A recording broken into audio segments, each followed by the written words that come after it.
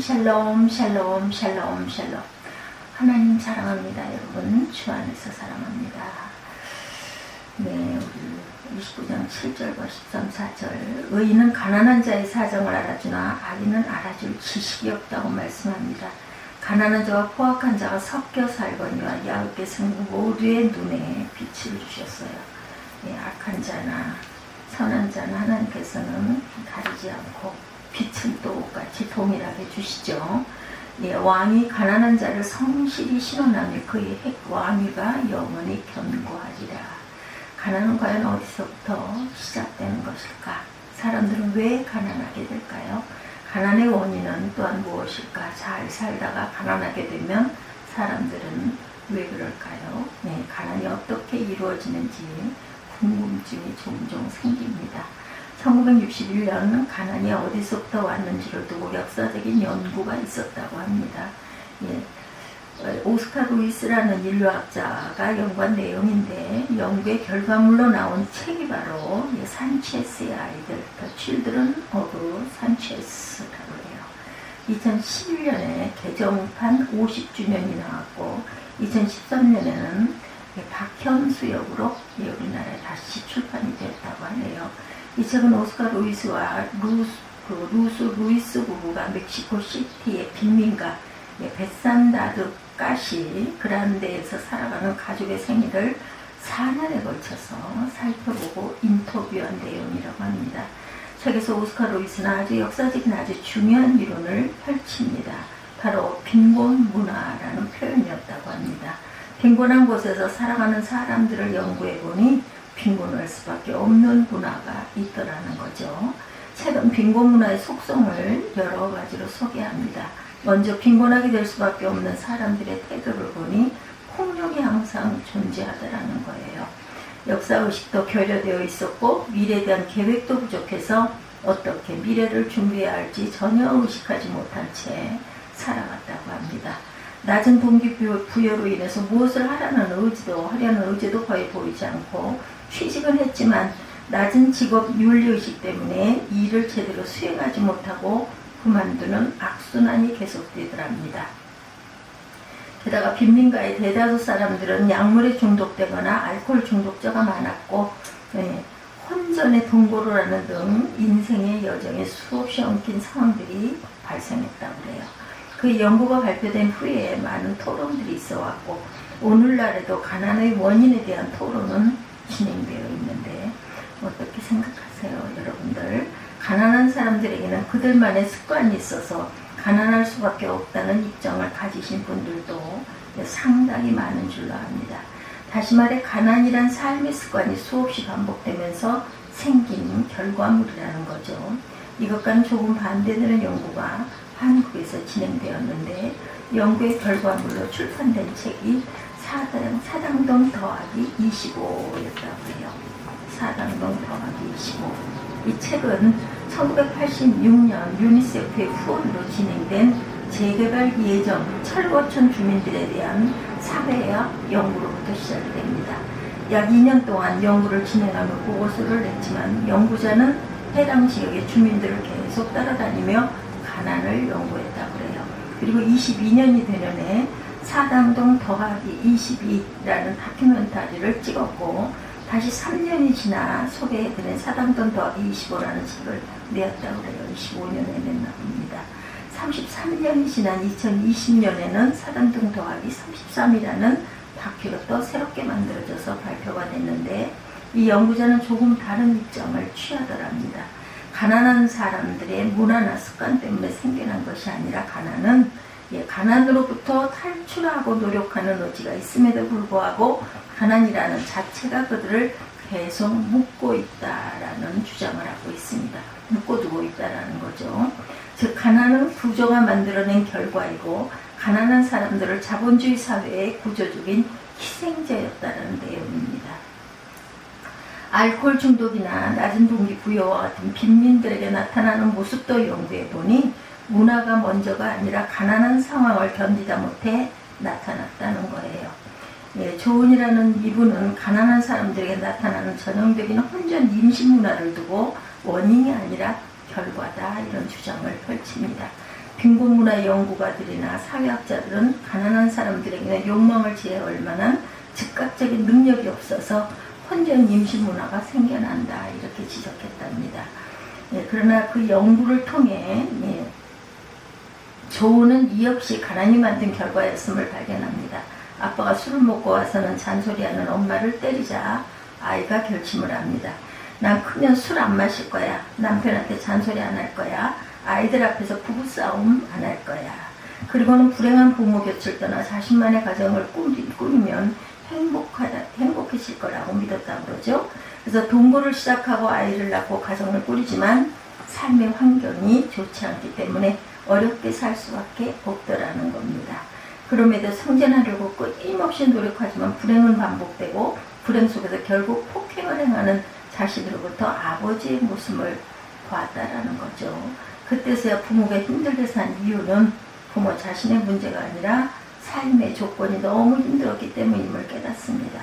어떤 문제를 두고 사람이 아닌 환경을 탓해야 한다는 입장이었다는 거죠. 두 책을 장황하게 말씀드리긴 했는데 어떤 생각을 여러분들은 가지고 계신가요? 가난은 잘못 살아온 습관과 문화 때문에 일어난다고 생각하는 분들도 계실 거고, 한편으로는 아무리 노력해도 똑똑한 사람이라도 가난이라는 구조적인 문제로부터 벗어날 수 없다고 이야기하시는 분들도 계실 것입니다. 예, 빈민가 구로동에서 자라신 분의 말씀에 아주 어렵게 살진 않았지만, 구로동 하면 정말 사람이 많이 모여서 사는 곳이라면서요. 그래서 벌집 그런 곳이 있다고 그래요. 그 구로동에 아주 어렵게 살진 않았지만 아버지께서 빈민들을 위한 목회를 하셨기 때문에 한때 그들과 함께 지내며 살았던 기억이 난다고 그러죠. 예, 이 책을 쓰신 분의 이야기입니다. 그 중에서 여전히 지속되는 삶의 굴레를 가지고 살아가는 사람들을 보았고, 젊은 청년 때 예수 믿으면서 잘 살려고 다짐도 하고 노력도 했지만 가난이라는 굴레에서 벗어나지 못한 채 힘들게 살아가고 있는 사람들을 지금도 많이 보고 알고 있다고 그래요. 그러나 한편으로는 문제를 해결하고 가난을 극복하고 좋은 곳에서 열심히 살고 성공적인 삶을 살아가는 또 다른 친구들도 보기는 했다는 거죠. 두 상황을 보면서 과연 무엇이 맞는지 알기 참으로 어려웠다고 그러죠. 어쩌면 두 요소가 서로 연결되어 있다는 해석이 적절하지 않을까 생각을 했다고 합니다. 하나님께서 가난의 문제를 어떻게 바라보고 계실까요?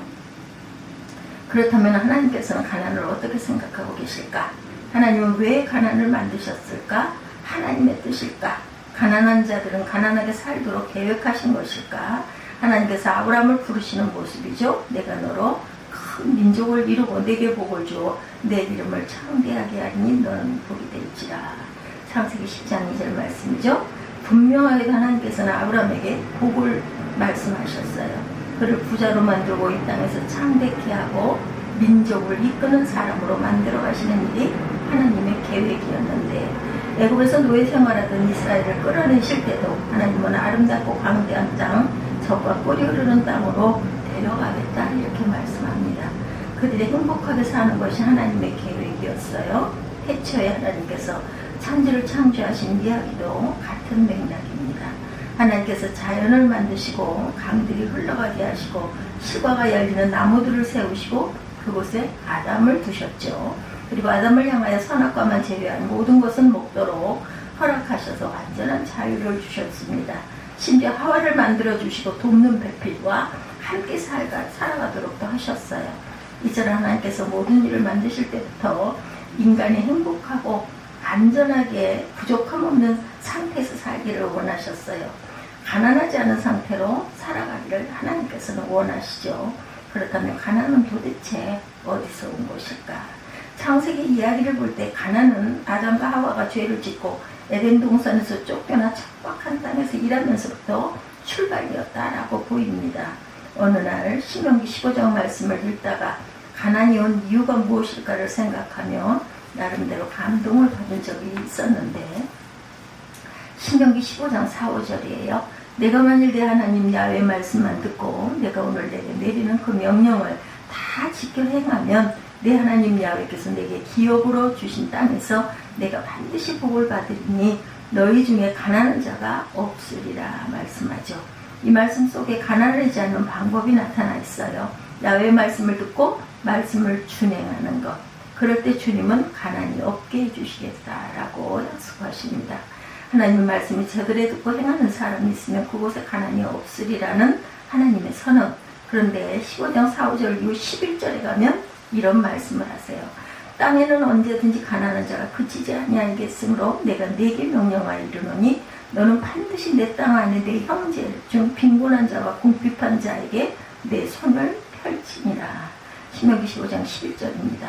하나님의 말씀을 따르면 이 땅에 가난한 자가 없게 해주시겠다 이렇게 말씀하셨는데 11절에서는 언제든지 가난한 자가 땅에서 그치지 않을 것이다 라고 말씀을 하세요. 그렇다면 이 말씀은 무슨 뜻일까? 나의 말을 청종하는 자가 없을 것이다. 나의 명령을 따라 온전하게 사는 사람들이 없을 것이다 라는 하나님의 진단. 여기서 하나님은 하나의 개별적인 인간을 이야기하시지 않습니다. 가난한 사람은 하나님과 멀어지고 죄를 지은 사람이고 부자는 하나님과 연합하고 함께하는 사람이라고 말씀하신 게 아니라 오히려 공동체적인 차원이에요. 인류가 하나님의 명령을 따라 살아간다면 그들의 공동체 안에 가난한 자들이 없게 해주시겠다라는 것입니다.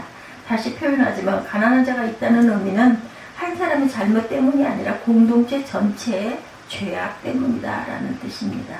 이와 같은 관점으로 하나님께서는 가난을 다루시고 동시에 해결하시는 방식을 보여주셨는데 먼저는 가난을 구조적인 문제로 다루세요. 첫 번째 단서로 말씀 속에 희년제도가 나타납니다. 하나님은 희년을 계획하시고 가난을 구조적인 문제로 접근하시죠. 50년 동안 어떤 사람은 부자가 되고 어떤 사람은 가난해지죠.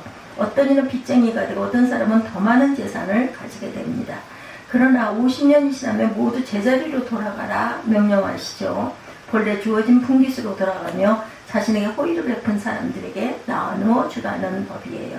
이렇게 행할 때 이 땅에 가난한 자가 없으리라는 하나님의 말씀입니다. 이 명령은 엄청난 명령이자 가난한 이들을 얻게 하시는 하나님의 극단적인 처방이었다고 할 수가 있는데 이 말씀을 여러분들 잘 지켰을까요? 유대 역사를 보면 희년은 제대로 지켜지지 않았던 것 같아요. 어느 누구도 50년이 되었을 때 가진 재산을 내어놓고 원점으로 돌아가려고 하지를 않습니다. 인간의 죄성입니다. 하나님은 또 다른 방법으로 가난을 구조적인 차원에서 해결하자 하세요. 7째 해에 안식년을 주시면서 행할 일을 말씀하시죠. 출애굽기 23장 11절입니다. 7째 해에는 갈지 말고 묵혀두어서 내 백성의 가난한 자들이 먹게 하라. 그 남은 것은 들짐승이 먹으리라. 내 포도원과 감람원도 그러할지라. 그러니까 그때는 농사를 하지 말라는 거예요. 7째 해가 되면 하나님께서는 안식년을 두시며 가난한 사람이 땅에서 나는 식량을 먹도록 명령하시죠. 레위기 23장에는 매년 추수 때마다 어떻게 해야 하는지 23절에 말씀하세요. 22절에 너희 땅에 곡물을 벨 때 반 모퉁이까지 다 베지 말며 떨어진 것을 줍지 말고 그것을 가난한 자와 거류민들을 위하여 남겨두라. 나는 너희 하나님 양이니라. 조금씩 남겨놓아라. 매년 추수 때 반 모퉁이에 있는 곡물을 베지 말라고 명령하시면서 혹여나 떨어진 곡물이 있거든 그것도 또한 줍지 말라고 하세요. 가난한 자들이 얻도록 하신 것입니다. 주님께서 나는 너희의 하나님 야훼인이라고 말씀하시면서 이와 같은 명령을 하십니다. 즉 하나님께서는 인간이 가진 욕심과 욕망을 먼저 알고 계시면서 명령하신 거죠. 만약 이스라엘 백성이 하나님의 말씀을 준행했더라면 어떻게 되었을까? 신명기 15장 말씀처럼 모두 복을 받고 가난한 자가 그들 중에 없게 되리라는 하나님의 말씀이 이루어졌겠죠. 하나님은 가난의 문제를 구조적인 차원뿐만 아니라 믿음의 차원에서도 다루십니다. 그러나 이스라엘 백성들은 말씀을 준행하지 않았어요. 그들에게는 항상 인간적인 욕망과 모든 것을 놓지 않으려는 욕구가 있었기 때문이다. 그렇다면 우리는 가난의 문제를 어떻게 해결할 수 있을까? 가난을 구조적인 문제로 접근하며 해결해야 하는 과제가 있지만 쉽지가 않습니다. 그런데 하나님께서는 또 다른 방식으로 이스라엘 백성에게 말씀하세요. 가난한 자들을 돌아보라. 구조적인 문제가 아니라 스스로 생각해서 가난한 자들을 돌아볼 수 있도록 동기를 부여하고 계세요. 어느 날 잠언을 읽어가는 중에 가난한 자라는 표현이 계속해서 이어지는 것을 보면서 그 그들을 향한 하나님의 말씀이 무엇인지를 깊이 살펴봅니다. 그중 중요한 몇 구절을 함께 나눕니다. 먼저는 잠언 14장 31절. 가난한 사람을 학대하는 자는 그를 지으신 이를 멸시하는 자요, 궁핍한 사람을 불쌍히 여기는 자는 주를 공경하는 자니라. 14장 31절입니다. 비슷한 말씀이 17장 5절에도 가난한 자를 조롱하는 자는 그를 지으신 이를 멸시하는 자요, 재앙을 기뻐하는 자는 형벌을 면하지 못할 것이니라. 17장 5절입니다. 잠언 말씀이죠. 하나님은 가난한 자를 조롱하는 사람을 향하여 그를 지으신 하나님을 멸시하는 자다 이렇게 말합니다. 한 걸음 나아가 궁핍한 사람을 불쌍하게 여기는 자는 주를 공경하는 사람이라고도 말씀해요. 예. 어려운 사람을 돌아보는 사람은 하나님을 섬기는 사람이고 하나님을 공경하는 사람이고 하나님을 진정으로 예배하는 사람이라고 성경은 증언합니다. 그러므로 우리에게는 가난한 사람들 학대하거나 조롱하지 말고 도와야 할 이유가 있습니다. 오늘 본문이죠. 13, 4절. 가난한 자와 포악한 자가 섞여 살거니와 야훼께서는 그 모두의 눈에 빛을 주시느니라. 왕이 가난한 자를 성실히 시원하면 그의 왕위가 영원히 견고하리라. 성경에는 가난한 자를 돌아보는 자, 가난한 자를 신원하는 자들을 복을 받는다 이렇게 약속을 여러 번 합니다. 오늘 본문 말씀도 그러하죠. 가난한 자를 신원하면 왕위가 영원히 견고하게 될 것이다. 하나님께서 그의 지도력을 계속해서 세워주실 것이라는 약속이죠. 시편 112편 1절에서 3절 속에도 같은 말씀을 하고 있어요. 할렐루야 야훼를 경외하며 그의 계명을 크게 즐거워하는 자는 복이 있도다. 그의 후손이 땅에서 강성하며 정직한 자들의 후손에게 복이 있으리로다. 부와 재물이 그의 집에 있으며 그의 공의가 영구히 서 있으리로다. 시편 112편 1절에서 3절입니다. 공의를 행하는 사람, 가난한 사람 위하여 자신의 것을 내어주는 사람의 집에 부와 재물이 있으리라. 이어지는 112편 9절입니다. 그가 재물을 흩어 빈궁한 자들에게 주었으니 그의 의가 영구히 있고 그의 뿔이 영광 중에 들리리로다 말씀합니다. 재물을 흩어 빈궁한 자에게 나누어준 그 사람에게 하나님의 영광이 있다고 말씀하세요. 잠언 19장 17절에도 가난한 자를 불쌍히 여기는 것은 야훼께 구워드리는 것이니 그의 선행을 그에게 갚아주시리라. 성경은 우리에게 분명히 말씀합니다. 가난한 자를 돕는 것은 야훼께 구워드리는 것이다. 우리가 가난한 자들에게 나누어주는 것은 하나님께 구워드리는 것이고 그분의 나라에 영원히 썩지 않는 박을 위에 담아두시겠다라는 거예요. 하나님의 나라에 갔을 때 우리가 받게 되는 것, 더불어 이 땅에서 받게 되는 것이기도 하다. 그러므로 성경은 가난한 자들을 위한 선행은 야훼께 구워드리는 일이라고 분명하게 선포합니다. 하나님이 지으신 가난한 자들, 그들을 돌아보는 일, 하나님을 인정하는 것이고 하나님을 공경하는 일이고, 그러므로 가난한 자들을 돕는 것이 하나님께 구워드리는 것이고, 이 일을 행하는 자에게 하나님께서는 복을 주시기로 약속을 하세요. 이 믿음 있는 사람은 가난한 자를 도와야 한다고 우리 주님은 말씀합니다. 시편 35편에 다윗이 고백하죠. 10절입니다. 주님과 같은 분이 누굽니까? 주님은 악한 사람을 강한 자에게서 건지시며 가난한 사람과 억압을 받는 사람을 약탈하는 자들에게 건지십니다. 이것은 나의 뼛속에서 나오는 고백입니다. 하나님을 가만히 살펴보니 하나님과 교제하며 그분을 어떻게 운행하시는지를 살펴보았더니 하나님은 가난한 자들의 편이셨다라는 증언이에요. 다윗은 이 고백을 뼛속 깊이 자신의 고백이라고 말합니다. 마태복음에도 한 젊은 청년이 예수님께 찾아와 영생을 얻는 방법을 묻죠. 예수께서 이르시되 내가 온전하고자 할진대 가서 내 소유를 팔아 가난한 자들에게 주라. 그리하면 하늘에서 보화가 내게 있으리라. 그리고 와서 나를 따르라 말씀하죠. 마태복음 19장 21절이죠. 넷플릭스라는 곳에 오징어 게임 드라마 요즘에 인기라고 말하고 있습니다. 세계 90개국에서 시청률 1위를 차지하고 있다는 소식이 들리는데 이 드라마는 사회적인 루저들이 벌이는 생존 게임입니다.